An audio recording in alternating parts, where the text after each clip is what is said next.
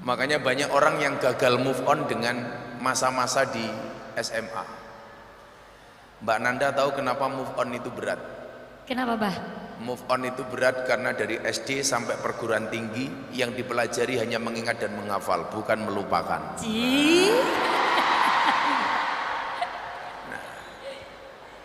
Nah, adik-adik sekalian yang saya cintai, acara orasi ini awal mulanya waktu itu bagian dari kreativitas saya di musim pandemi. Karena secara prinsip saya punya quote, jika kamu tidak terlahir sebagai orang yang kaya dan cerdas, maka kamu harus menjadi orang yang kreatif dan pekerja keras. Saat pandemi berlangsung, semua jadwal cancel. Saat itu saya berpikir daripada hanya mengeluh, bagaimana kemudian kita tetap bisa berkarya di tengah-tengah pandemi. Bulan Maret semua jadwal di cancel tahun 2020. Nah, ternyata apa? Saya ingat hari ini kita hidup di zaman medsos yang orang begitu punya ketergantungan dengan media sosial. Saya live waktu itu di Facebook sama Instagram. Yang membuat saya kaget waktu itu adalah live pertama kali di Facebook itu ditonton langsung 10.000 penonton, sementara di Instagram ditonton 5.000. Malam berikutnya saya cukup dari kamar buka laptop, saya kembali live di Instagram dan di Facebook. Di Facebook ditonton 19.000 orang secara live, kemudian di Instagram ditonton 10.000 orang. Jadi total itu bisa 29.000 orang. Disinilah memunculkan kreativitas. Begitu yang nonton banyak, besok sudah ada yang telepon. Perusahaan-perusahaan, produk-produk yang mau endorse saya. Gus, boleh nggak kajian live Gus Miftah ini kita sponsori? Oh boleh. Akhirnya adik-adik, kalau hari ini Anda mengatakan, wah di era sekarang mencari pekerjaan susah, kamu salah. Justru di era seperti ini harusnya muncul kreativitas tanpa batas. Akhirnya apa waktu itu? Saya live pertama, saya mau cerita sama adik-adik ini yang Anda hari ini mungkin punya medsos semuanya, punya media sosial. Live seminggu kemudian, belakang saya sudah ada produk. Yang orang bingung cari uang ketika pandemi, saya live 1 jam, waktu itu kajian kitab Wasiatul Mustafa. Saya live satu program hanya 1 jam, saya dibayar 50 juta. 1 kali live. Jadi Pak Kapolres waktu itu Ramadan orang bingung, saya keluar sedekah sampai 1,5 miliar. Uangnya dari mana? Cukup dari kamar saja. Begitu pandemi berjalan setengah tahun, orang bingung lagi, ini nggak ada kepastian dan lain sebagainya. Saat itu orang dihinggapi rasa khawatir dengan masa depan. Dan hari ini banyak orang masih mempunyai penyakit itu. Coba adik-adik bayangkan, saya pengen bertanya, Anda dijawab. Coba Anda bayangkan kalau Anda naik perahu di tengah sungai, perahunya bocor. Di samping, di sekitar perahumu banyak buaya. Apa yang harus kamu lakukan? Bayangkan kamu naik perahu, perahunya bocor di tengah sungai, di sekitar perahumu banyak buaya. Apa yang harus kamu lakukan? Berdoa, pasrah, tawakal. Jawabannya benar tapi kurang pas. Jawabannya apa, Gus? Bayangkan kalau kamu naik perahu di tengah sungai, perahunya bocor, di sekitar perahumu banyak buaya. Apa yang harus kamu lakukan? Jawabannya adalah berhenti membayangkan. Nah, sekarang orang banyak khawatir dengan masa depannya. Kenapa Bapak Ibu adik-adik? Karena bayangan-bayangan yang tidak jelas. Makanya selalu saya bilang, bayangan adalah ilusi buruk tentang masa depan. Daripada kamu buang-buang waktu membayangkan masa depan yang belum pasti, mendingan persiapkan diri untuk menghadapi. Akhirnya apa? Saya lihat tempat-tempat nongkrong di Jogja itu, Bu. Ini sebenarnya setting acara yang paling tidak saya suka seperti ini. Kenapa lagi, Pak? Terlalu jauh dengan audien. Benar. Jadi ngomongnya nggak asik, apalagi kalau di dalam gedung itu pasti soundnya bengung-bengung kayak gini. Itulah bedanya sound system sama cewek. Kok bisa, Pak? Sound System diragati okeh ketok wujute. Cewek diragati okeh diuntal kancane.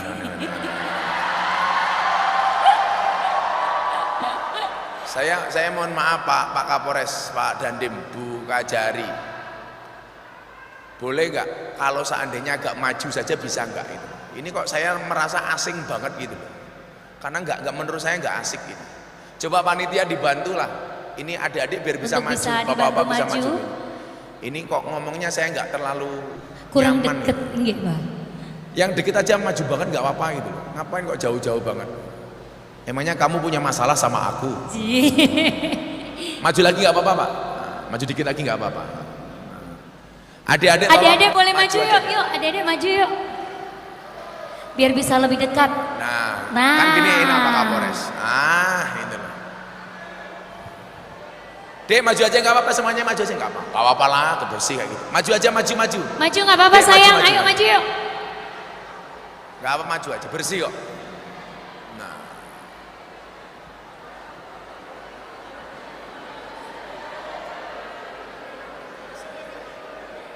Awas tangannya.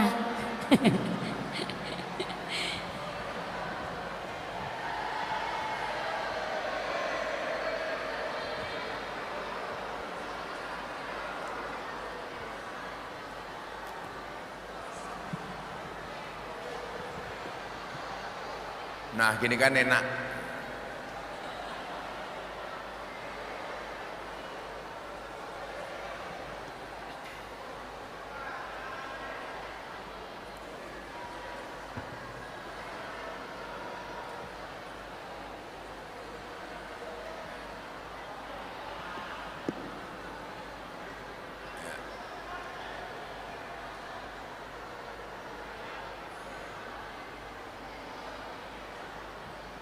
Sallu ala Nabi Muhammad. Nah, kita lanjutkan. Saat itu kemudian apa? Saya melihat mulai kondisi di mana orang sudah bosan tinggal di rumah. Karena waktu itu kan harus taat dengan peraturan pemerintah. Tapi lucunya apa? Banyak tempat nongkrong di Jogja itu justru rame, kafe-kafe itu. Mereka ngopi, satu kafe saya lihat bisa ratusan orang, cuman dengan jam yang terbatas. Saat itu saya punya ide. Saya ingat itu.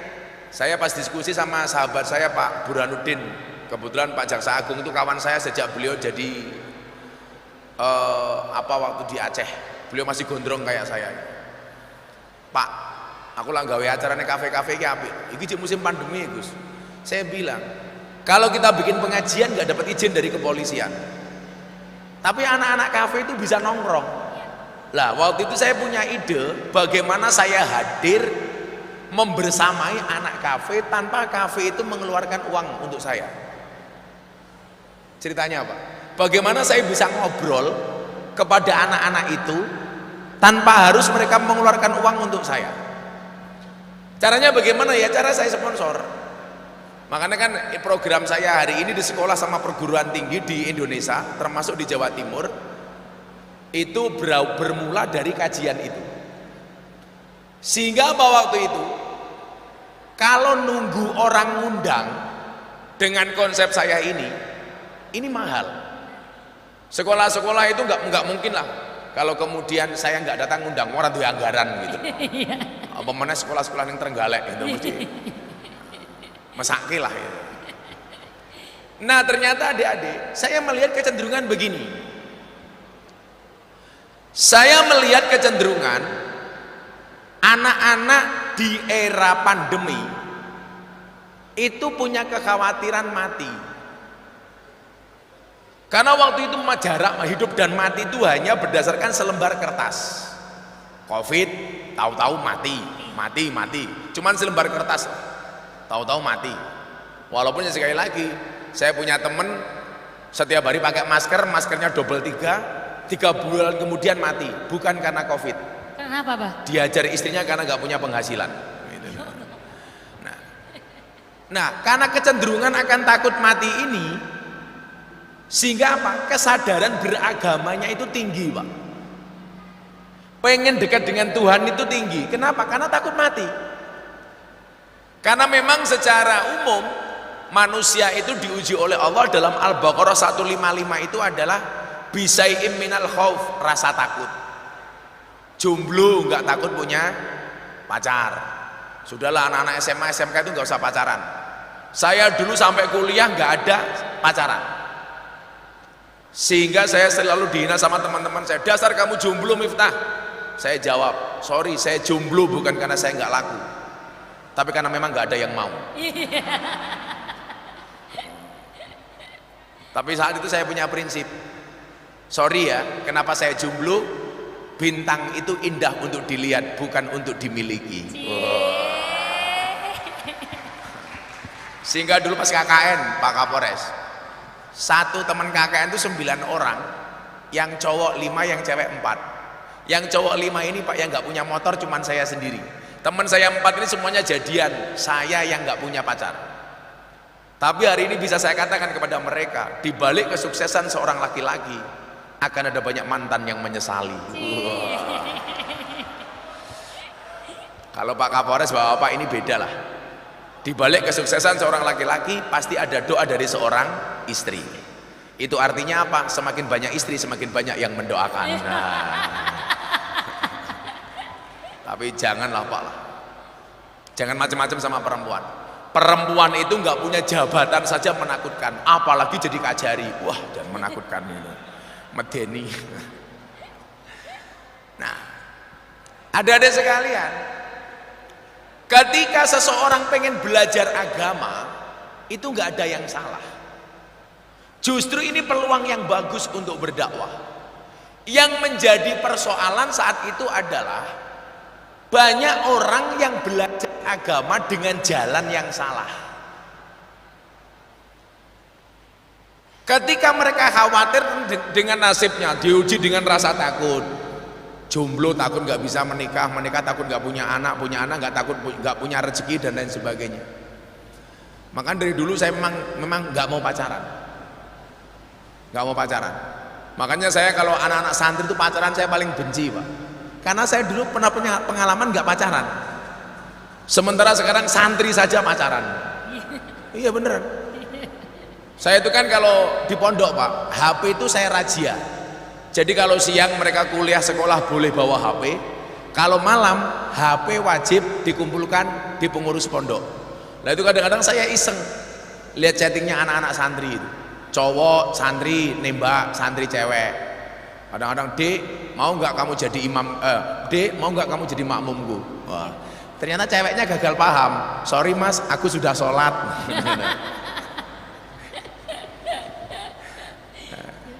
Aneh-aneh itu pokoknya. Ada lagi santri cowok namanya Wahyu, seneng sama santri cewek. Dek, mau nggak kamu jadi istriku? Ceweknya selalu nolak, Bu. Saya bilang, kenapa kamu nggak bisa menerima Wahyu? Sorry bah, saya nggak bisa menerima Wahyu. Kenapa? Karena kalau saya menerima Wahyu nanti dikira Nabi. Wahyu soalnya. Nah, salah satu hal yang kemudian menjadi kewaspadaan saya adalah ketika seseorang pengen belajar agama karena takut mati, ini ketemu dengan guru yang salah. Termasuk di dalam beragama dan bernegara. Mendapatkan guru yang salah, sehingga apa? Pelajaran agama yang dia dapati salah paham dan pahamnya salah. Contoh umpamanya saat itu saya mendapati anak-anak belajar agama tapi kemudian kebencian kepada negara ini tinggi. Kebencian kepada para pemimpin ini tinggi. Kenapa? Karena berangkat dari salah milih guru. Contoh, ketika COVID berlangsung, yang selalu disalahkan siapa? Pemerintah. Muncul COVID, pemerintah dianggap tidak bertanggung jawab awal-awal waktu itu. Menjelek-jelekkan pemerintah, tapi begitu muncul BLT antri depan sendiri. Orang Indonesia juga aneh.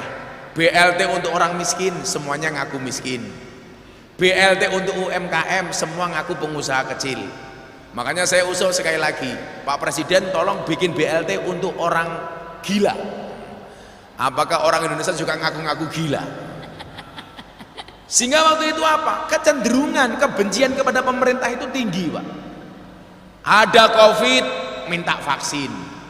Begitu vaksin, minta sertifikasi halal. Sertifikasi halal muncul, minta presiden suntik pertama kali. Presiden mau, minta siarkan langsung live TV. Sudah siarkan langsung live TV, katanya editan.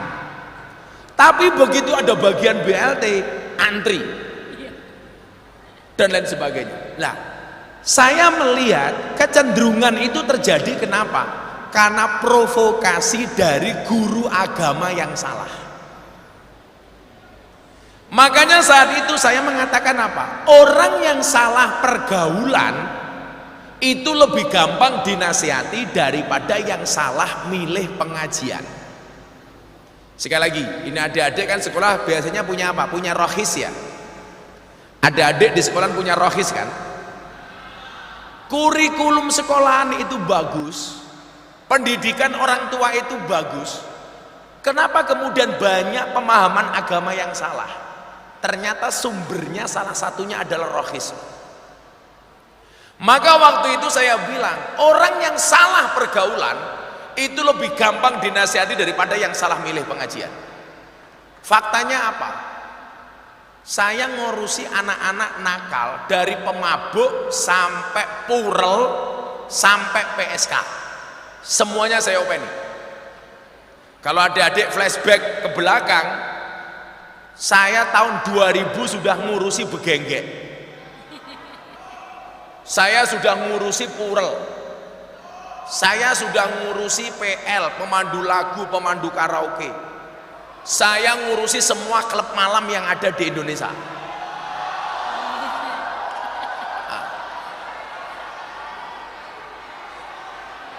Ini pengajian paling menyenangkan, Pak Kapolres.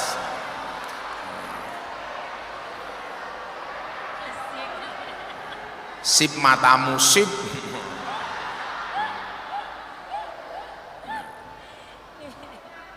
Ini pengajian di klub malam Bali bersama 500 purel. Tolong adik-adik jangan salah persepsi, purel itu apa? Purel itu bukan PSK. Purel itu bahasa Indonesianya, bahasa Inggrisnya LC, ladies skirt, pemandu karaoke. Kalau PSK itu bahasa Surabayanya begenggek.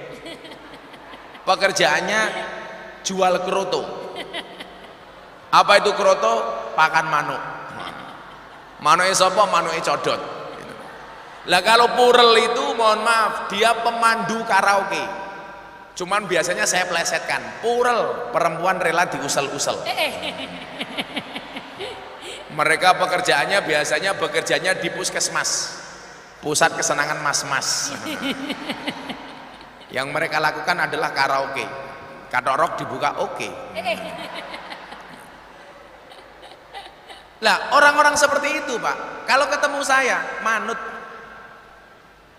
Preman yang paling besar di Jogja itu namanya Gunardi Joko Lupito. Usia saya 19 tahun. Kepala saya ditodong pistol 3 kali sama Gunardi Joko Lupito. Setelah kenal dengan saya sekian lama, takluk, Pak. Akhirnya preman ini bertobat. Kemudian sebelum meninggal dunia dia sempat membangun 3 masjid. Artinya apa? Orang yang salah pergaulan saya bisa dandani. Adik-adik kalau lihat di media sosial, di TV, itu ada preman paling besar di Tanah Abang. namanya siapa? Hercules. Saya manggilnya Maung, beliau manggil saya Abah. Dia ketemu saya, ngobrol sekian saat, takluk Bu, sekarang jadi pengawal saya di Jakarta. Hercules itu. Saya bilang, kalau kamu ikut Abah, kamu jangan bikin malu Abah, kamu gak boleh ada urusan dengan hukum. Siap Bah. Berapa kali dia nembak orang, kelahi ditembak sama orang, kasus hukum dan lain sebagainya. Yang menjadi persoalan, dan orang yang salah milih pengajian itu jauh lebih susah Pak. Contoh ustadz-ustadz yang mengajarkan kebencian kepada pemimpin di Indonesia, mohon maaf, ketika pandemi itu kebencian kepada pemerintah itu tinggi, itu berawal dari guru-guru agama yang salah. Ketika sudah mengatasnamakan hijrah, kebetulan saya itu di Jakarta punya circle pengajian teman-teman artis yang slow. Jadi pengajian yang tidak keras, yang woles, yang santai. Kayak teman artis, Gus, saya mau ngaji, tapi saya masih mabuk, bagaimana? Mabuk itu urusanmu. Urusanku bagaimana kamu ikut ngaji sama saya. Makanya buka jari, kalau Anda lihat saya punya circle pengajian di Jakarta. Saya itu ngurusi artis sejak zaman dulu. Saya punya teman gitarolis almarhum. Saya memberikan nasihat pernikahan kepada artis sejak zaman Anang Asanti menikah. Anang Asanti menikah itu yang memberikan nasihat pernikahan saya. Atta Aurel, saya. Deddy Corbuzier Sabrina, saya. Via Valen, guru spiritualnya, saya. Yeni Inka menikah, saya. Denny Canan putus sama Happy Asmara, enggak, konsultasinya sama saya karena saya spesialis nasihat pernikahan Pak. Tapi kalau Rizky Bilar sama Lesti Kejora nikah, yang nasihat pernikahan bukan saya. Kalau dia jamaah saya iya, tapi dia menikah yang nasihati bukan saya. Tapi lucunya orang Trenggalek ngapain coba? Yang punya kasus Lesti, yang dikasuskan Rizky, yang mencabut Lesti, yang cerewet orang Trenggalek. Kenapa dicabut laporannya? Mungkin anak-anak juga perlu dikasih pemahaman hukum, dan apa itu restoratif justice yang menjadi kuliahnya Pak Burhanuddin di Purwokerto. Restoratif justice, bahwa tidak semua kasus hukum itu harus diselesaikan di meja hukum, bisa diselesaikan secara kekeluargaan, apalagi kalau ada delik aduan. Sehingga anak-anak ini perlu paham, dan kebetulan saya kalau hukum agak sedikit paham lah. Kayak kenapa saya mau datang ke Trenggalek? Ya karena cinta saya kepada orang Trenggalek itu seperti pasal 184 ayat 2 KUHP. Hal yang secara umum sudah diketahui dan tidak perlu dibuktikan.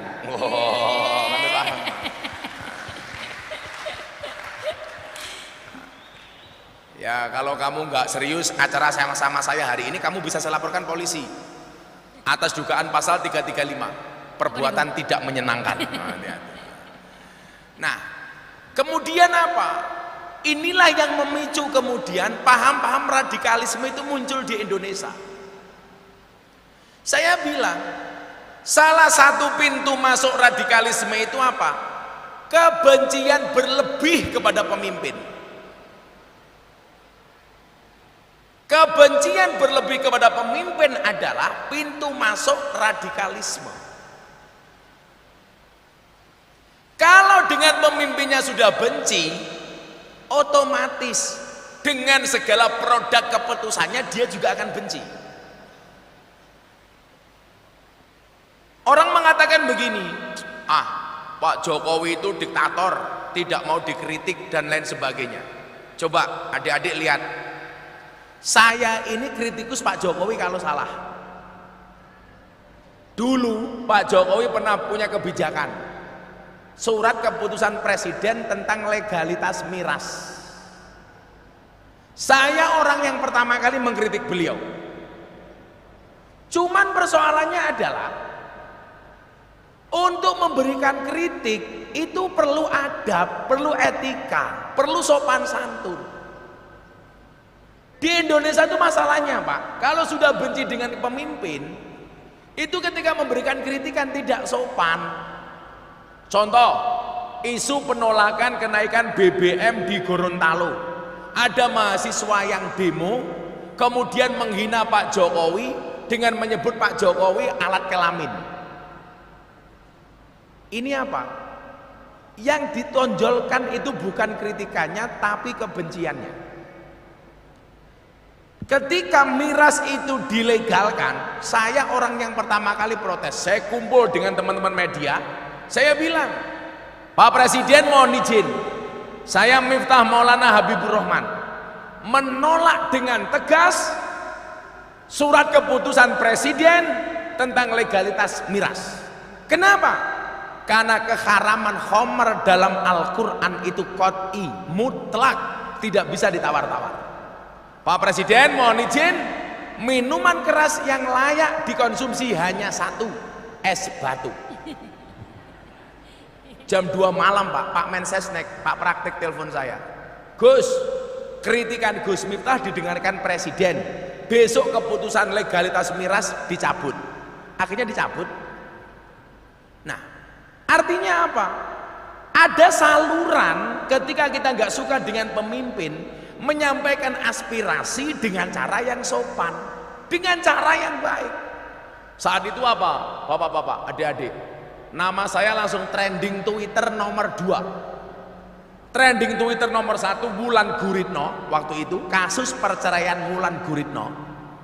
Trending Twitter nomor 2 Gus Miftah, menunggu berakhirnya masa idah Wulan Guritno.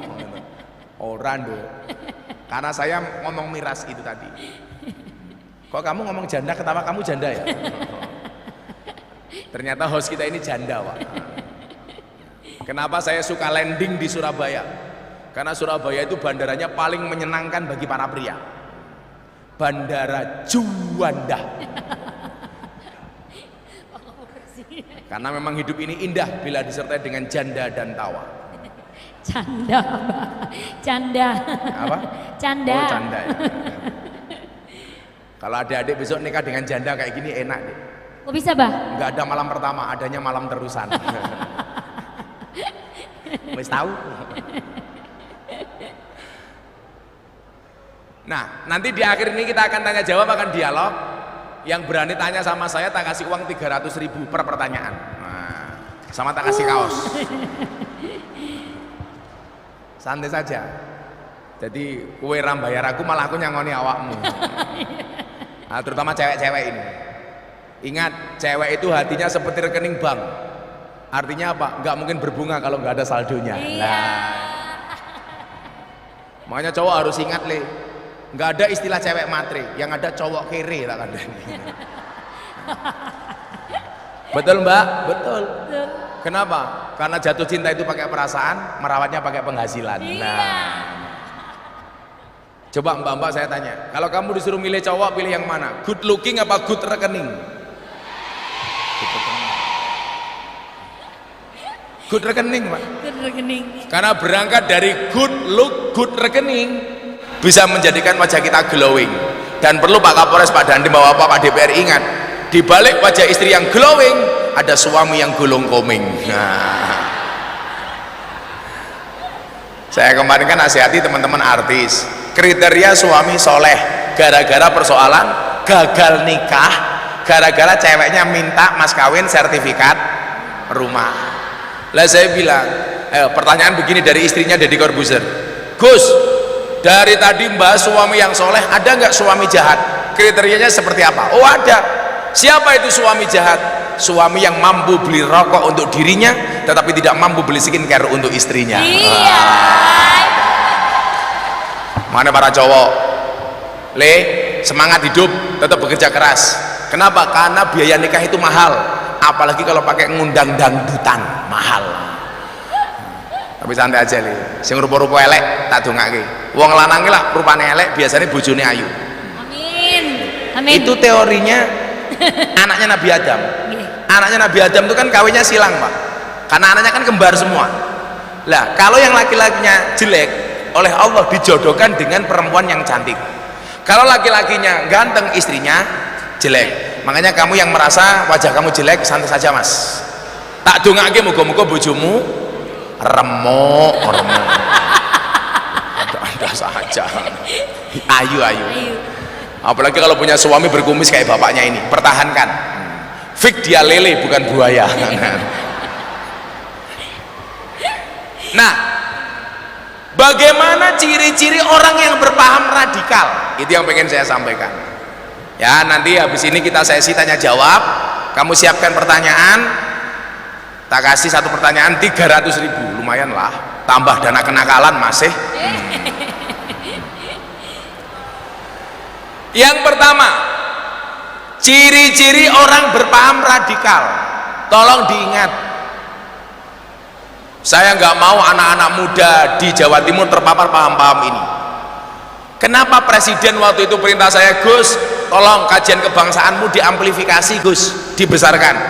Gara-gara saat itu Pak, ada survei di Jawa Timur, mahasiswa dan pelajar di Jawa Timur terpapar paham radikalisme sebanyak 37%. Itu kita bahas sama Bu Gubernur ketika saya sama beliau sama-sama berangkat haji waktu itu. Gus, diwangilah di Jawa Timur. Kenapa kok terpapar paham radikalisme di Jawa Timur sangat tinggi sampai 37%. Nah, adik-adik, yang pertama, ciri-ciri orang berpaham radikal: memusuhi orang yang beda agama. Orang beda agama dianggap musuh.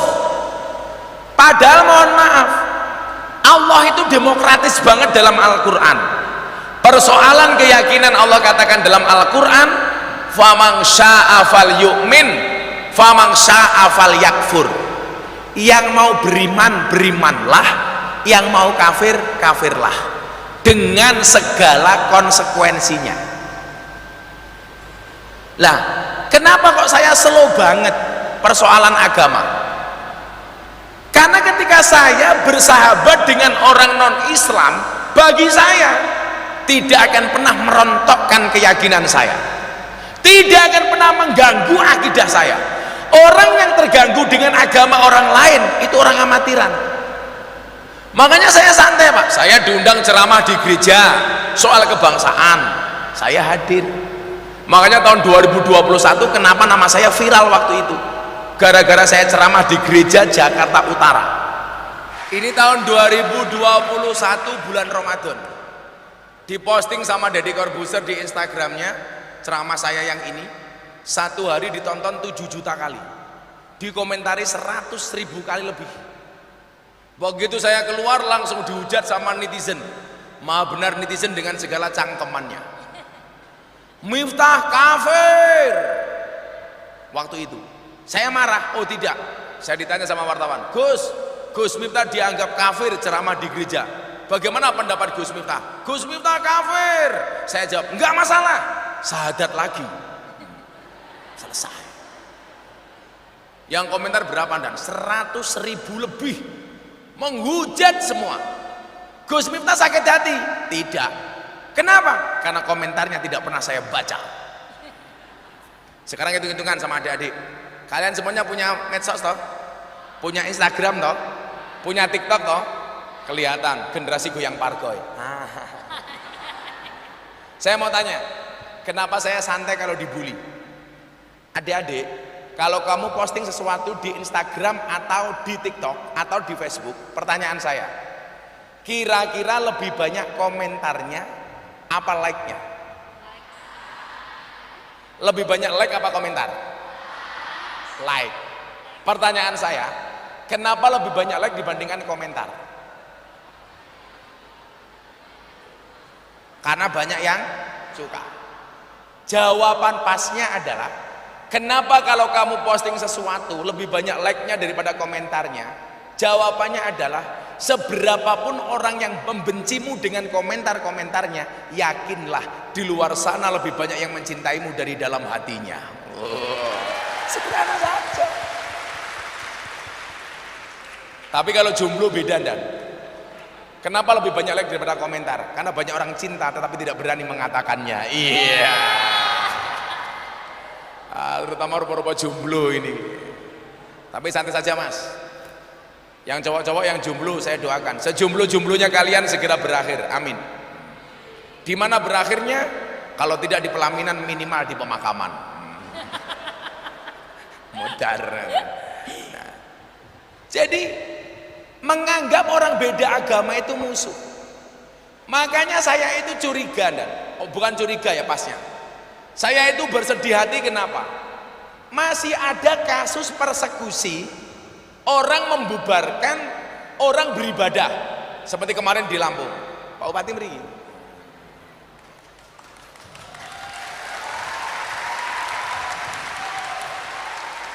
Kita ucapkan selamat datang kepada Bapak Haji Muhammad Nur Arifin selaku Bupati Kabupaten Trenggalek. Kita berikan tepuk tangan sekali lagi. Terima kasih Gus Ipin, saudara rawuh.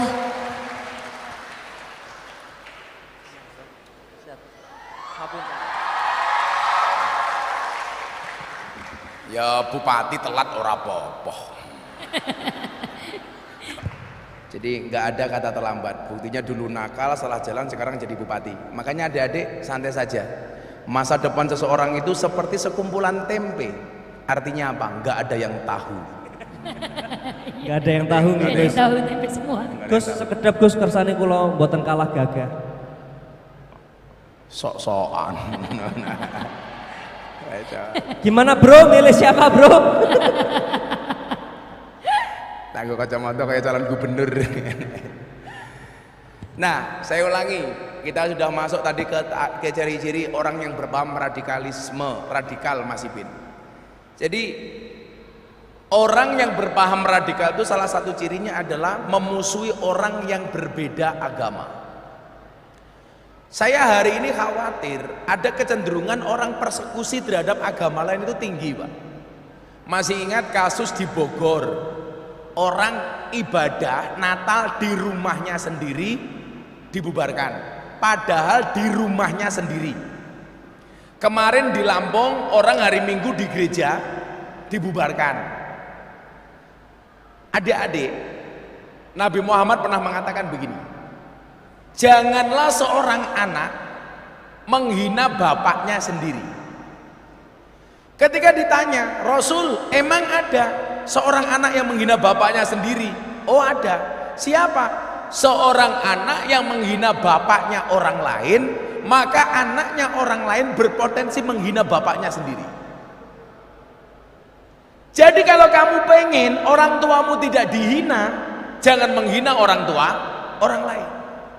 Kalau kamu pengen agamamu tidak dihina, jangan menghina agama orang lain.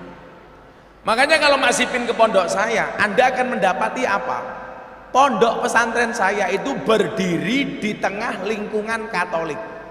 Mbak Novita pernah ke sana Ramadan kemarin. 60% tetangga saya Katolik. Selatan rumah saya itu pendeta, utara rumah saya kuburan.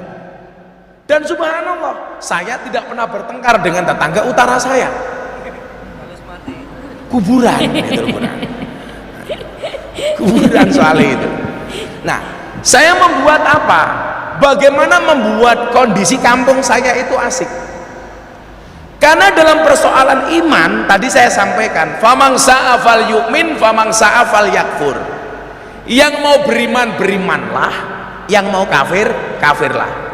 Begitu orang punya pilihan agama masing-masing, muncul konsep toleransi. Apa toleransinya? Wala tasubbul ladina yad'una min dunillah fayasubbullah adwam bighairi ilm. Janganlah sekali-kali kamu menghina sesembahan selain Allah, maka orang itu akan menghina sesembahanmu tanpa ilmu. Konsep toleransinya apa? Lakum dinukum waliyadin. Nah, maka di Indonesia ini aneh kemudian ketika masih ada konflik beda agama, permintaan menutup gereja padahal gerejanya sah. Kemarin Mas Ipin, salah satu ceramah saya itu viral terkait Natal. Saya waktu itu bilang, kalau Miftah mengucapkan selamat Natal, maka otomatis Miftah menjadi Kristen. Saya jawab, sopo saya ngomong. Bukti ini 10 November saya mengucapkan selamat Hari Pahlawan. Saya juga tidak jadi Avenger. Nyatanya yang jomblo mengucapkan selamat menikah tetap jomblo. Apakah kalau saya mengucapkan ada polisi dilantik jadi polisi, otomatis saya jadi polisi? Oh enggak. Saya kemarin diundang pelantikan teman-teman Akmil, saya mengucapkan saya juga tidak jadi tentara. Yang kurang ajar kemarin Pak, anak saya mau masuk Bintara, tentara, ditolak. Ketika saya tanya Mas Ipin, kenapa santri saya ditolak Pak? Mohon maaf Gus, santrinya tidak bisa jadi tentara. Alasannya kenapa? Karena giginya jelek. Akhirnya panitianya saya marahi, Anda tidak fair Pak. Kenapa santri saya ditolak gara-gara giginya jelek? Yang perlu Anda tahu, besok tentara itu tugasnya perang, tembak-tembakan, bukan cokot-cokotan. Aku ya masuk gara-gara cangkem elek ada di tentara. Tentara. Tapi untung mboten ompong Gus. Untung rampung. Lek ompong mengke klamut-klamutan Gus. Berarti Bu Novi kan mendino ngambungi silit ya. Nah, dulu zaman Menteri Dalam Negerinya Pak Cahyokumolo, Mas Ipin, senior kita itu, ada sekian banyak orang yang mempeributkan soal agama. Maka Mas Deddy Corbuzier itu kemudian dekat sama saya gara-gara apa? Gara-gara Mas Deddy Corbuzier bertanya kepada saya tentang konsep agama dan Pancasila. Karena saat itu apa? Orang meyakini agamanya paling benar dengan cara menjelek-jelekkan agama orang lain.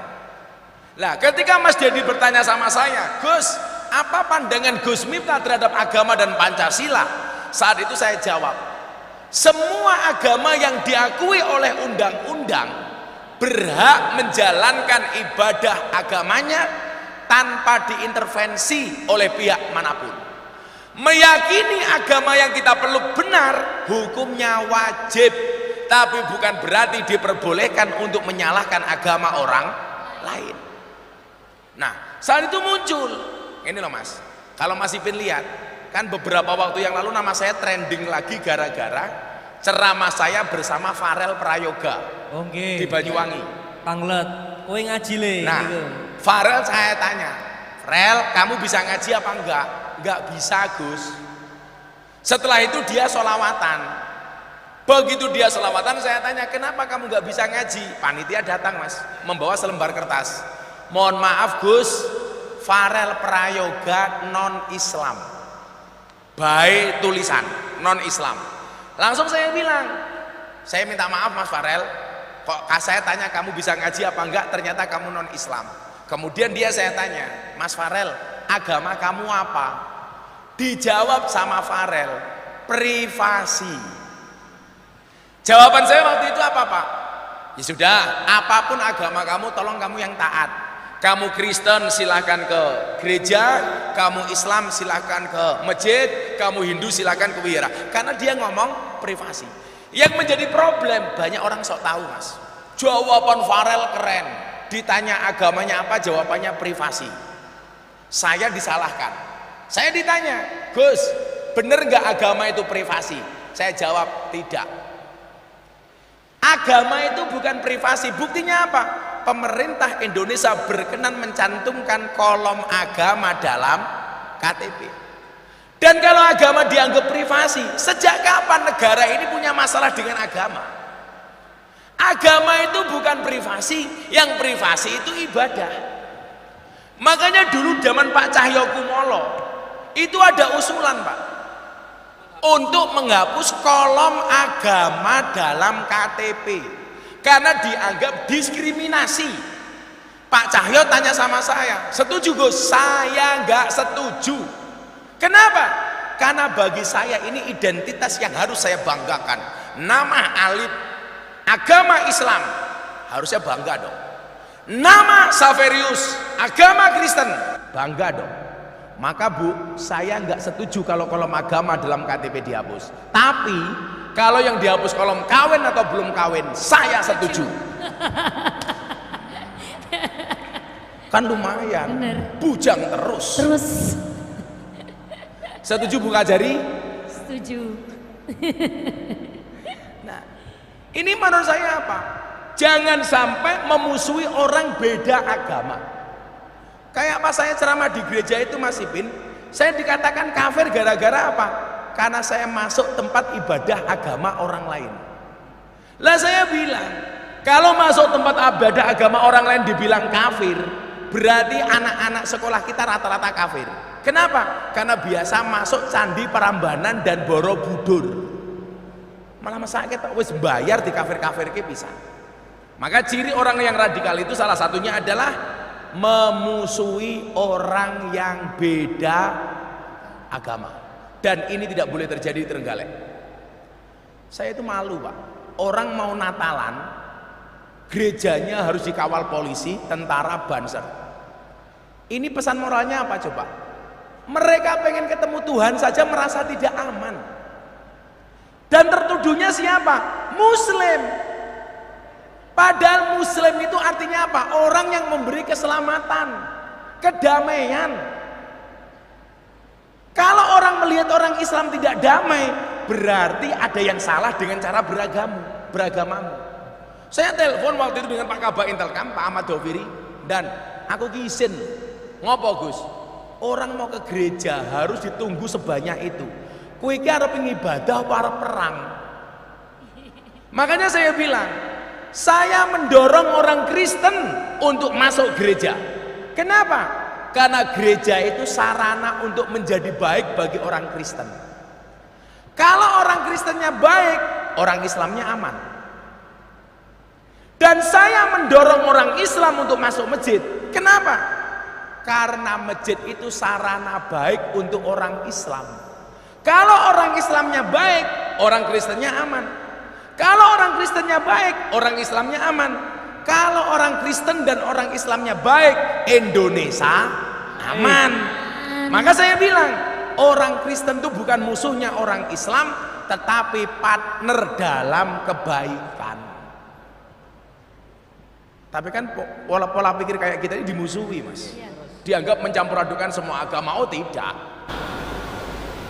Saya pernah, Mas, orang pendeta, Gus, sekali-kali mau gabung dengan masyarakat, kan tengah saya pendeta, Pak. Saya akhirnya diajak piknik ke pantai Parangtritis. Saya dijemput pakai bis kota. Begitu saya naik bis, saya bilang Bismillah. Diprotes sama pendeta, salah Gus, kita tidak naik Bismillah tapi bis kota. Akhirnya di tengah jalan ada petir, dar dar dar dar. Pendeta bilang haleluya haleluya. Saya jawab, salah pendeta, itu bukan haleluya tapi halilintar. Begitu sampai pantai, Bu, saya pakai sarung, lupa nggak pakai sempak. Anginnya banter, wut, sarung saya membuka. Pendeta langsung bilang, wow. Saya bilang, salah pendeta, ini bukan wow tapi alif. Ini kan alif toh. Oh, berarti pas ngadeg nih Gus. Satu, masih banyak, satu lagi lah. Yang kedua, orang berpaham radikal biasanya eksklusif. Eksklusif itu apa yang dimaksud? Eksklusif di dalam berkelompok, cenderung merasa kelompoknya saja yang berada di jalan yang lurus dan paling benar, sementara orang lain dianggap salah. Ini ngeri, Pak. Saya punya pengalaman, Mas Ibit. Bagaimana atas nama hijrah semua orang disalah-salahkan. Coba tadi mana, Mas, grafiknya mana? Tolong adik-adik ini diingat. Nanti Anda bisa baca, kalau tidak bisa saya terangkan semuanya. Bagaimana orang atas nama hijrah menganggap dirinya paling benar dan menyalahkan orang lain, Pak. Contoh, satu saat saya di-tag sebuah akun Instagram yang mengatakan apa? Awas, hati-hati lagu musyrik. Saya bilang, apa yang dimaksud dengan lagu musyrik? Ternyata yang dimaksud adalah lagu Padamu Negeri Kami Berbakti. Kenapa dianggap musyrik? Karena seharusnya berbakti itu hanya kepada Allah. Karena lagu itu dianggap bertentangan dengan firman Allah, inna sholati wa nusuki wa mahyaya wa mamati lillahi rabbil alamin. Ini namanya pemerkosaan ayat. Saya kasih contoh Mas Ibin yang paling gampang. Adik-adik tolong perhatikan. Di tengah jalan, kenapa ayat itu multitafsir? Itu yang pengen saya sampaikan. Ada orang terjadi insiden kecelakaan antar sepeda motor. Motor tabrakan dengan motor. Dier. Begitu insiden itu terjadi, yang melihat 3 orang. 1 polisi, 2 2 kiai, 3 makelar. 3 orang ini melihat peristiwa yang sama akan melahirkan pendapat yang berbeda. Begitu tabrakan terjadi, kiai ditanya, bagaimana kiai? Normatif, kiai akan jawab, inna lillahi wa inna ilaihi rojiun. Semuanya kembali kepada Allah. Begitu Kapolres ditanya, Pak Kapolres, kenapa ini kecelakaan terjadi? Kalau saya lihat, kayaknya kecelakaan ini terjadi berasal dari pelanggaran lampu lalu lintas. Ini kayaknya lampu merah, dia jalan Gus, polisi, sesuai dengan tupoksinya. Walaupun mohon maaf dan polisi yang paling gampang kena isu hoak itu siapa? Lantas. Termasuk dulu kalau Pak Kapolres ingat, naik motor pakai sandal jepit ditilang, itu hoak. Itu hanya himbauan dari teman-teman lantas, kalau naik motor jangan pakai sandal jepit, karena kalau terjadi kecelakaan bisa lebih parah. Lagian Pak Polisi takut kalau naik motor perempuan pakai sandal jepit, karena kalau perempuan ditilang sama polisi berpotensi sandal jepit ngenapui cangkeme polisi. Wong wedok lan numpak motor bahaya dan the power of mak-mak, rating kiwa belok kanan. Ngeri. Karena perempuan gak pernah salah dan. Makanya kalau saya membedakan teman-teman polisi itu saya apa dan? Saya bisa membedakan polisi mana intel, mana bimas tanpa lihat seragamnya. Cukup dilihat dari batuknya dan. Kalau intel itu biasanya batuknya ditahan-tahan Pak. Itu intel. Tapi kalau bimas, lah itu bimas biasa. Diketok-ketok bro. Begitu yang melihat tabrakan itu makelar ditanya lagi, Mas, bagaimana pendapatmu? Ini kalau dilihat dari kerusakannya, motornya rusak 30%. Kalau motornya dijual, ini motor harganya 10 juta masih laku 7 juta. Oh cangkemnya makelar kok itu. Coba, kejadiannya sama, berangkat dari kacamata yang berbeda, maka melahirkan tafsir yang berbeda. Contoh lagi, soal bagaimana kemudian perintah sholat, shollu kama ra'aitumuni usolli, sholatlah kamu sebagaimana aku sholat. Ini sahabat saja yang di belakang Nabi Mas Ipin, itu ketika melihat Nabi Muhammad sholat akan melahirkan cara pandang yang berbeda. Maka kenapa hari ini orang sholat ketika sedekapnya beda-beda Pak. Ada yang Allahu Akbar, ini melihatnya presisi tepat di belakangnya Kanjeng Nabi. Kalau orang agak jauh, kadang-kadang ada yang model orang sedekap seperti ini, Allahu Akbar, katanya bulan puasa wetenge luwe, Allahu Akbar. Ada yang terlalu atas, Allahu Akbar. Ada lagi yang terlalu bawah, Allahu Akbar. Kalau ini flu burung kayaknya itu. Pertanyaannya, kenapa cara sedekapnya beda-beda? Karena sedekap di dalam sholat hukumnya sunnah. Ini sunnah loh.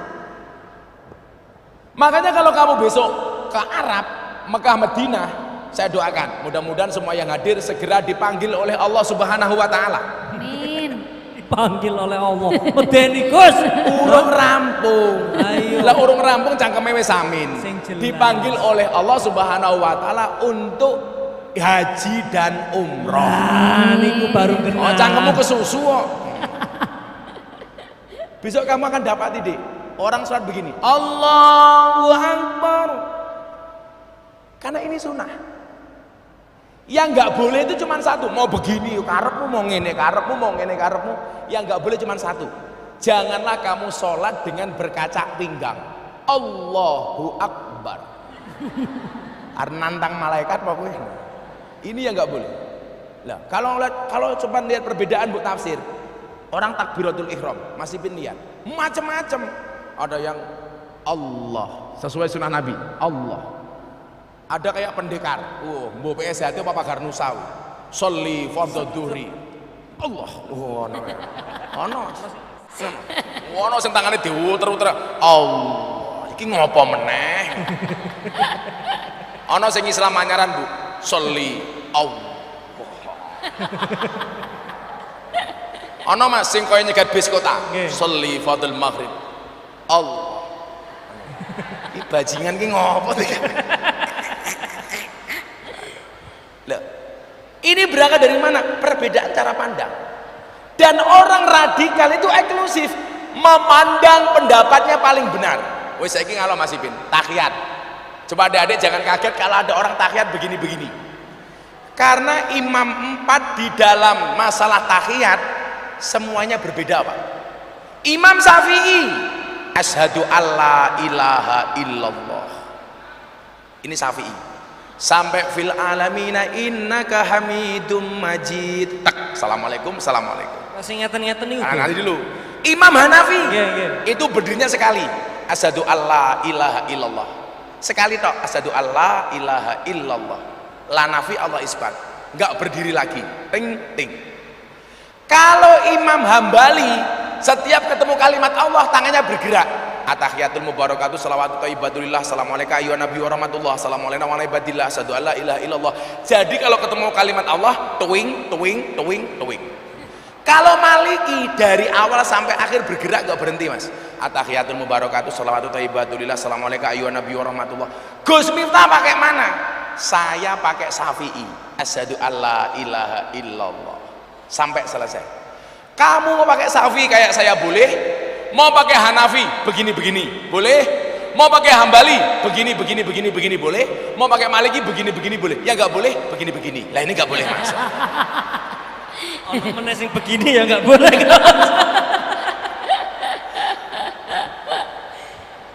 Makanya kalau kemudian cara pandangnya seperti itu enak, Bu. Selama ada dasarnya, kita nggak boleh bersifat eksklusif, merasa kelompoknya paling benar. Contoh lagi umpamanya, saya dibully soal nutup aurat. Ini ngomong aurat, Mas. Coba dijawab. Auratnya laki-laki itu apa sampai apa? Baina surrati warukbati, antara dengkul dan wudel. Jadi laki-laki itu Pak Dandim, itu cukup gampang. Kalau Pak Ipin Jumatan pakai sarung tok, selama dengkul sama wudulnya tertutup, itu sah. Coba besok dicoba, Mas Ipin Jumatan pakai sarung tok, oh nggak usah pakai baju, sah.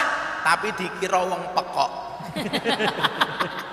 Karena Islam itu tidak hanya mengenal etika, tapi juga estetika, keindahan. Nah, saya mau tanya. Perintah nutup aurat itu budaya apa agama? Agama. Pertanyaan selanjutnya, cara menutup aurat itu budaya apa agama? Budaya. Orang Arab diperintah, hei orang Arab, tutup auratmu. Bagaimana cara orang Arab menutup aurat? Dengan menggunakan jubah. Pertanyaan saya, apakah orang Trenggalek harus pakai jubah? Jawabannya tidak. Boleh pakai celana jin kayak Mas Ipin, jin setan demit iblis.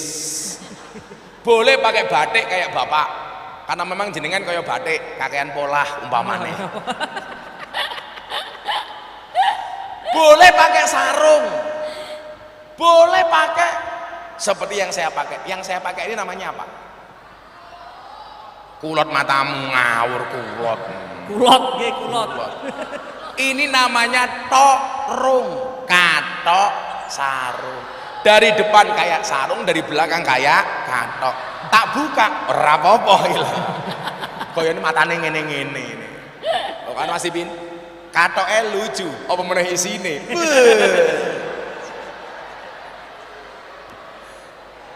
Yang penting auratnya tertutup. Lah wong Trenggalek gaweane narik becak kok nganggo jubah, narik rem iso salah, ora mandek-mandek. Jenengan tahu becak itu remnya di mana, Bu? Di bawah sadel, Bu. Lah nganggo jubah, kleru sing ditarik. Wong pekerjaane menek klopo, golek degan, kok nganggo jubah. Ya bluluke nambah loro. Pekerjaane ngeduk pasir ning kali, nganggo jubah. Yo little bonsir, silite gatal kelebon pasir. Makanya tidak harus. Lagi, peci yang dipakai sama Pak Bupati dan Bapak-bapak itu produk budaya apa agama? Budaya. Maka namanya songkok nasional, bukan songkok Islam. Berarti pakai songkok itu wajib apa enggak? Enggak. Berarti boleh enggak kiai pakai belangkon? Boleh. Ini kan identitas budaya. Ini kalau saya umroh atau haji pakai belangkon, wow, ditanya sama orang Arab, Mas. Oi, Tal, kamu sini. Mahada. Ini apa? Saya batin bingung. Belangkon ini bahasa Arab apa? Gitu kan. Akhirnya saya jawab, hada belangkon. Orang kok bahasa Arab ya? Dia tanya lagi, mau belangkon? Belangkon itu apa? Saya jawab, inna urroksi wadai endas. Akhirnya belangkon saya diminta dicium-cium. Yo mambu kok goblok. Aku ora tau ngambung kok. Ini identitas budaya. Saya hanya pengen menunjukkan bahwa agama dan budaya itu bisa berjalan seiring tanpa harus mengalahkan salah satunya. Saya sholat ngaji pakai belangkon. Faktanya Bu, belangkon saya hari ini menjadi belangkon termahal sedunia. Buka jari tahu? Saya kemarin dapat penghargaan dari Leprit 4 kategori. Salah satunya apa?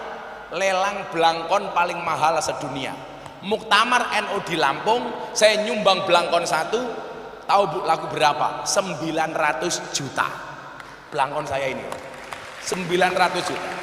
Coba bayangkan Pak, belangkonnya saja 900 juta. Bagaimana sarungnya? Apalagi isinya. Isinya belangkon, Cok. Orang berbeda itu biasa.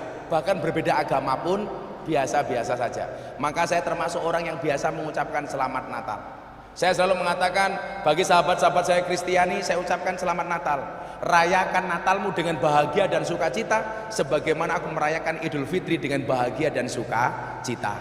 Insya Allah inilah merupakan tanda-tanda kemajuan bangsa Indonesia. Amin Allahumma. Silakan Mbak Nanda. Silakan langsung saja kita akan membuka 6 penanya ya. Dua dulu. 4 dulu, 2 perempuan, 2 laki-laki. Ayo, itu yang cowok sini maju. Cowok lagi mana cowok lagi? Itu yang pakai kotak-kotak ya. Ya kamu. Sekarang yang cewek, satu lagi yang di belakang itu. Ya kamu. Oke. 4 dulu ya. Dua dulu sih, dua cowok, 2 cewek. Sini, depan sini. Lele. Sini kok iso jajar janda. Sini. Pak, kamu suka jajari janda ngopo? Duduk. Sini, duduk. Gue kira saya jadi rondo toh ini. Sini sayang. Dua dulu. Ini nih. 1 sama 1 lagi. Ceweknya 1 lagi, Itu, yang itu. Ya. Iya enggak apa-apa, 3 enggak apa-apa. 3 udah. Tiga nggak apa-apa. Udah enggak apa sih. Yaudah, nggak Wong apa-apa, jatahnya cewek. Kaosnya kan mana 4. kaosnya? Jatahnya kan 4 toh, Gus. 4. Lah iya. Dan saya baru 1. Masih ada 3 kuota. Ayo masnya aja. Silakan Mas. Namanya siapa? Siapa namanya? Nama saya Alia Dava Agustifa. Aliando. Alia Dava. Alia Dava. Kelas berapa? Kelas 10 Sekolah mana? dari SMA 1 Trenggalek. Oh, cita-cita SMA 1 mana? Cita-citanya pengen jadi apa? Insya Allah dokter. Dokter. Dokter tuh pinter apa goblok? Saya tanya aja. Pinter apa enggak? Ya, pinter bisa. Mungkin. Dokter tuh goblok. Buktinya apa? Setiap orang datang ditanyakan goblok. Ya kan bukan beramal. Dokter tuh yang pinter cuma 1 Nduk. Kenapa nih Go? Dokter hewan. Kok bisa Bah? Enggak pernah ditanya langsung disontek. Nyos.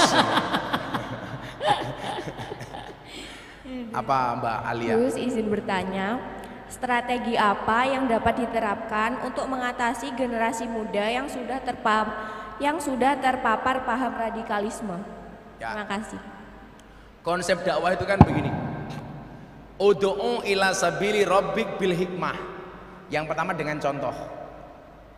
Contoh. Saya selalu mengatakan apa? Pendidikan terbaik itu contoh. Contoh. Kayak saya ini, Nduk.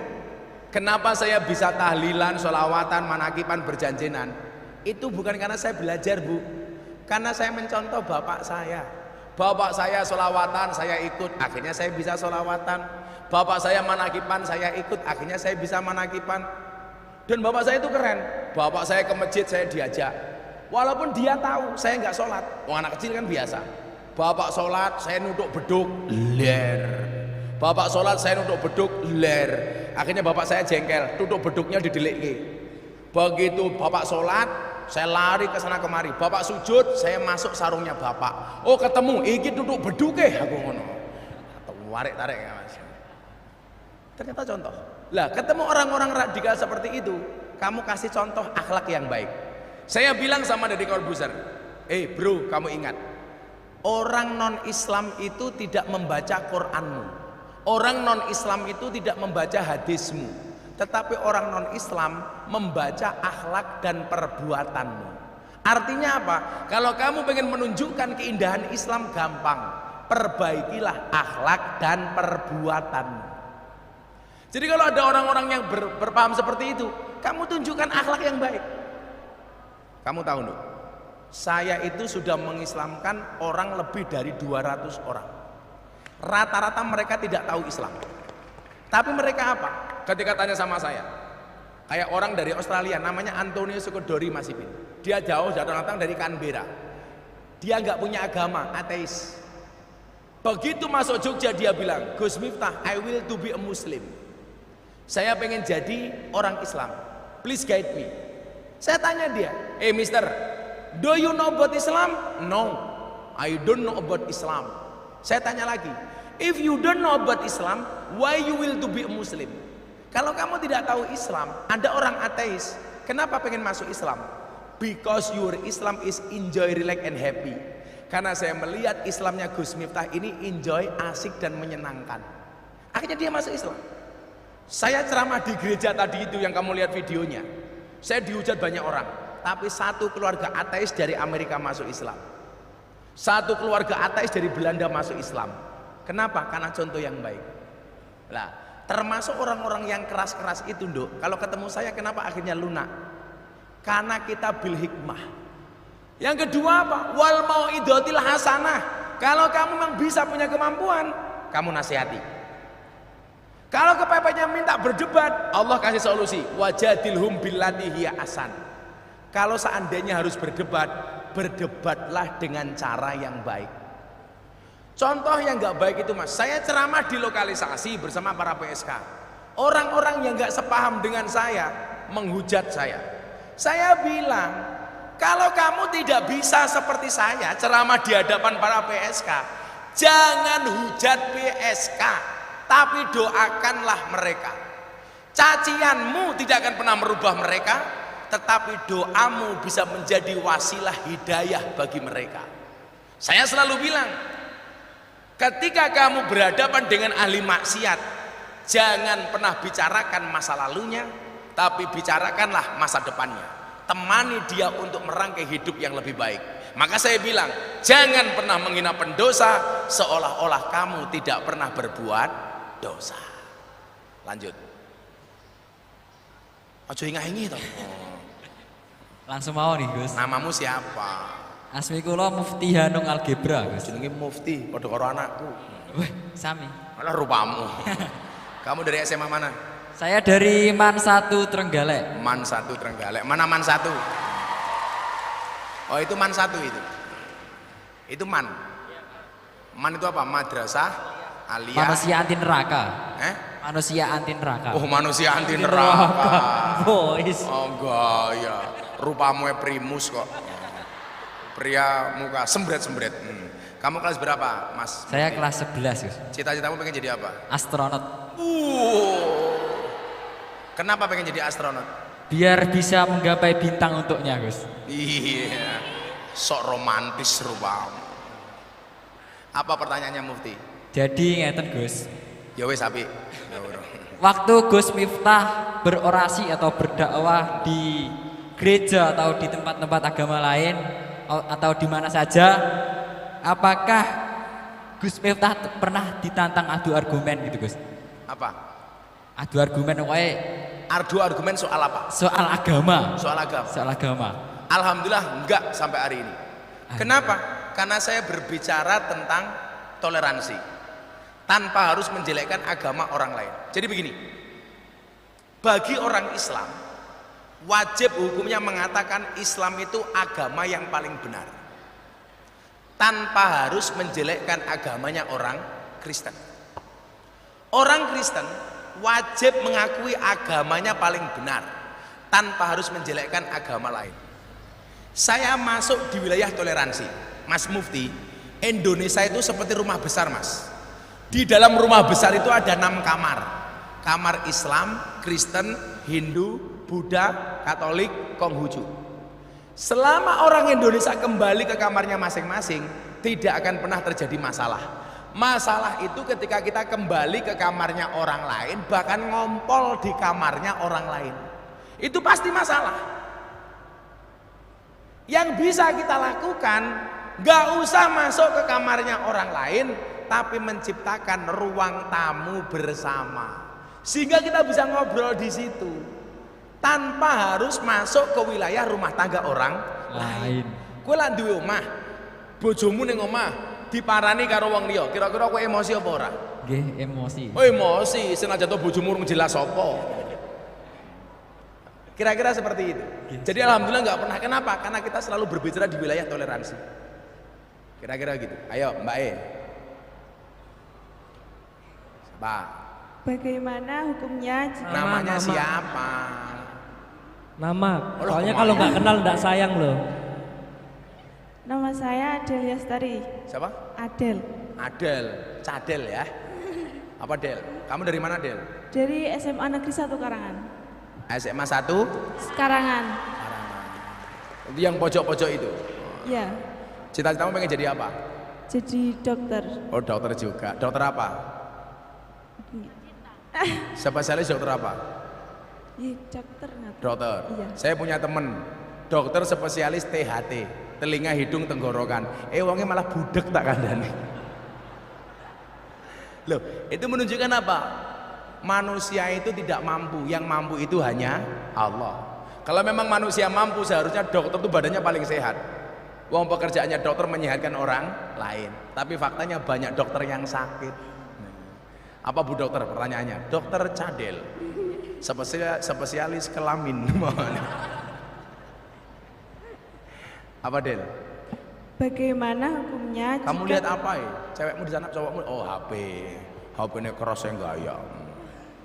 Apa Del? Bagaimana hukumnya? Enggak ada jika- hukumnya, enggak ada. Jika kita menerima hadiah atau makanan dari perayaan agama lain, dan kalau seandainya tidak boleh menerimanya, bagaimana cara menolak supaya mereka tidak salah paham? Oke, kamu tahu Nabi Musa? Nabi Musa itu yang ngurusi siapa, Nduk? Del. Nabi Musa itu anak angkatnya Fir'aun. Dari dulu zaman Musa bayi, Fir'aun punya peraturan. Semua bayi laki-laki harus dibunuh.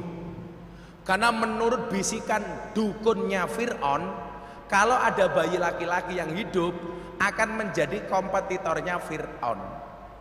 Makanya ciri-ciri Fir'aun itu apa? Percaya dengan dukun. Jadi kalau kamu percaya dengan Samsudin, mungkin kamu anak buahnya Fir'aun. Oh tenan. Mosok hari gini kok percaya karo wesi yo wesi. Oh, pengen kebalok wesi yo wesi. Nah, singkat cerita, Fir'aun, Musa bayinya dihanyutkan, ditemu sama ibunya, sama istrinya Fir'aun, Siti Asyah. Bayi ini dibawa pulang Mas Ipin, ketemu Fir'aun marah-marah. Ini bayi harus dibunuh. Siti Aisyah jawab, Asyah jawab, gak boleh dibunuh Mas. Kenapa? Bayi yang dibunuh itu bayi yang kamu cari. Ini bayinya datang sendiri, jangan dibunuh. Fir'aun manut. Maka sejarah mencatat, sejak saat itulah suami manut sama istri Mas. Gara-gara Fir'aun gitu loh. Oh, geting aku gitu loh. Gara-gara Fir'aun. Akhirnya apa? Musa tumbuh berkembang di kerajaan Fir'aun. Berarti apa? Dari kecil sampai dewasa Fir'aun dipakani karo sapa, Nduk? Musa dipakani karo sapa? Dipakani sama sapa? Fir'aun. Kalau kemudian kita makan dari orang yang beragama lain tidak boleh pemberiannya, berarti yang dimakan sama Musa itu apa? Haram. Wong dia ngaku Tuhan kok. Ini menunjukkan apa?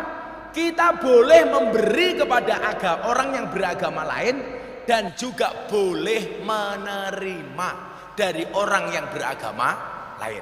Pak Bupati, Kapolres, Dandim Tentara, Kajari, Pegawai Negeri DPR, mereka dapat gaji dari mana? Dari rakyat. Pertanyaan saya, rakyat Indonesia semuanya beragama Islam apa enggak? Tidak. Kalau menerima dari orang yang beragama lain tidak boleh, berarti Pak Bupati ketika menerima gaji dia harus memastikan bahwa gaji yang diterima benar-benar jadi orang Islam. Iso ora iso. Sing bayar pajak orang wong Islam, Nduk. Orang non Islam juga bayar pajak. Berarti kalau kemudian haram menerima pemberian dari orang non Islam, Pak Tentara, Polisi, Bu Kajari haram menerima gaji.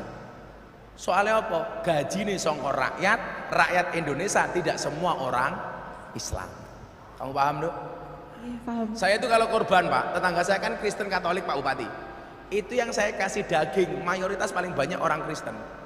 Karena tetangga terdekat saya. Terakhir.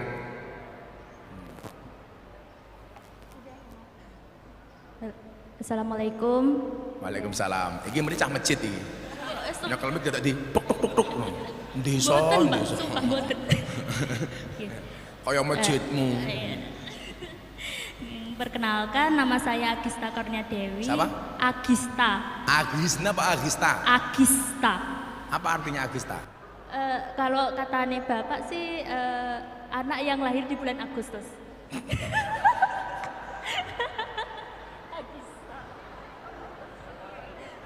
Agista siapa? Agista siapa? Agista Karunia Dewi. Oh, Karunia Dewi. Iya. Anak yang lahir di bulan Agustus. Bapakmu kurang kosakata kan? Agista. Kalau Agisna itu berikanlah pertolongan kepada kami. Makanya kenapa ada bahasa istighosah. Agisna. Karunia Dewi. Kelas berapa kamu? Kelas 10. Kelas 10 dari mana? Dari SMA Negeri 2 Trenggalek. Nah, SMA Negeri Trenggalek. Cita-citanya pengen jadi apa? Banyak. Apa banyak itu? Masa cita-cita kok angsa? Banyak? Banyak. Apa cita-cita kamu? Ya, kadang-kadang itu berubah-ubah. Kadang yang pertama itu kadang ingin jadi orang sukses, pengusaha sukses. Orang sukses itu apa? Copet juga banyak yang sukses. Ya, yang halal aja, yang halal. Lah ya apa? Apa? Pengusaha. Oh, pengusaha apa? Harus jelas pengusaha biting, apa jelantah, apa-apa. Ya pokoknya pengusaha. Iya, kemayune. Tak delok-delok kita cocok karo Mardianto. Iya. Tapi sorry ya Mario. Kamu sama Mardianto sama panggilannya siapa? Agista. Ya. Mardianto sama Agista ini seperti Indomaret dan Alfamaret. Berdekatan sih, tapi nggak pernah jadian. Iya. Santai aja Mar. Kalau jodoh pasti ketemu. Amin. Di mana ketemunya? Di pelaminan. Sebagai apa? Sebagai tamu. 50.000 Gus. Hah? 50.000 dapat soto. Oh, rupamu. Ya Allah. Tak pikir 50.000 sak penyakit. Santai aja, kamu gak usah galau. Akan datang satu saat kamu akan dipertemukan dengan orang yang tepat yang kedatangannya untuk menetap bukan karena nafsu sesaat. Tapi sorry, kamu sama Agista beda pemikiran. Mardianto mikir Agista, Agista mikir Pak Ipin. Apa Agista? Jadi gini, pertanyaan saya itu bagaimana cara kita menghindari Sendok. Ngomong menghindari ngopo mikir dikurang. Menghindari. Ya biasa aja itu. Menghindari radikalisme yang ada di lingkungan sekolah. Katanya kan tadi kalau di Rohis itu bisa aja ada radikalisme. Nah, kita sebagai siswa bagaimana caranya untuk menghindari radikalisme yang ada di sekolah seperti itu? Yang pertama begini, Pak Guru ya. Ini ada gurunya nggak toh, Pak Bupati? Ini ada gurunya. Yang pertama Pak Guru, tolong screening ustadz yang masuk ke rohis. Contoh begini, nasionalisme itu tidak ada dalilnya. Tapi lucunya apa? Begitu Palestina dibom sama Israel, dia teriak pertama kali. Lucunya di mana? Untuk mencintai negaranya dia membutuhkan dalil, tapi untuk mencintai negara orang lain tidak butuh dalil. Kan goblok banget gitu loh. Untuk mencintai negara yang dia lahir di situ, cari makan di situ, berjuang di situ, cari-cari dalil. Tapi untuk mencintai negara lain yang dia tidak ada hubungannya, tidak perlu cari dalil. Makanya salah satunya untuk menghindari ustadz-ustadz seperti itu, tolong para guru untuk memberikan screening kepada ustadz-ustadz yang diundang di rohis, Pak. Karena saya mencatat di sekolah itu yang paling rawan itu munculnya melalui rohis. Lah kalau kamu mendapati ustadz seperti itu ya sudah, nggak usah dengerin. Lah sekarang yang paling banyak terpapar paham radikal itu berangkat dari ini. Kajian pendek di TikTok, kajian pendek di Instagram, hati-hati. Saya selalu bilang, hebatnya medsos Pak Kapolres. Pak Kapolres punya pistol, 1 peluru hanya bisa nembak 1 kepala. Bahkan di Jakarta 5 peluru meleset semua, Pak. 5 peluru meleset semua. Coba kalau Anda punya postingan di medsos, 1 postingan bisa nembak jutaan kepala. Postingan saya banyak, 1 postingan ditonton 1 juta orang, 2 juta kali, 2 juta orang dan lain sebagainya. Betapa hebatnya ini. Lah, anak-anak pelajar hari ini banyak terpapar, salah satunya melalui medsos. Maka saya pesan, bijaklah di dalam bermedsos. Bagaimana supaya kamu selamat? 1, nggak usah kamu ikuti. Nomor 2, jangan di-repost. Tahu nggak jelas di-repost. Maka selalu saya bilang, postinglah yang penting, jangan yang penting posting. Ini dulu penyakitnya. Pengajian cuma 1 menit di TikTok. Pembahasannya tidak jelas. Tahu-tahu kamu yakini. Ini ngeri sekali. Maka hati-hati kamu bermedsos. Medsosmu adalah harimau. Nah, Dado dibagi kaosnya. Nah, kayak dibagi kayak. Nyata kasih uang sini. Masing-masing 300.000-nya. Kalau tak kasih untuk beli apa? Untuk beli apa? Aja lali lo ya coblos Gus Miftah. Lah iya. Untuk Lah beli kaosnya koyo kaos kampanye ngono Gus. Kaosnya dibuka. Oh, Nah, beda, iya bro. toh. Presiden, bro, presiden. Hadap sana. Nah. Coblos Gus Miftah. Nah. Presiden para pendosa. Nyando. Siapa nama tadi? Yang punya hak pilih khusus bergenggek. Alia. Oke, siapa kayak Cadel. Bu Mardianto. Iya, Bu Mardianto. Bu Mardianto, Mas. Bu Mardianto. Cie, Mardianto di belakangnya, Cie. Ya, Mardianto. Mardianto, kalau kamu saya kasih uang untuk beli apa? Tuku slot, matamu slot gitu. Apa sekarang? Kenapa? Ini Mobile Legend. Matamu lah Mobile Legend. Awas gak mangku purel. Kaosnya dibuka. Foto di belakang, berdiri di belakang. Sini. Coba Mardianto jajar dengan Agista. Iya. Anak-anak band siap-siap, Le. Anak-anak band siap-siap. Ya, di foto. Mana tukang fotonya di belakang itu? Aduh. Oke. Ya, terima kasih. Tepuk tangan untuk mereka. Terima kasih. Ya, udah jam 12 lebih. Malu-malu aja sih lu. Nah, caman, rambutnya keriting. Saya cuma mau kasih tahu Pak Kanwil, perempuan tuh karakternya 1. Kalau disakiti nggak pernah lupa, kalau menyakiti nggak pernah ingat. Gitulah perempuan.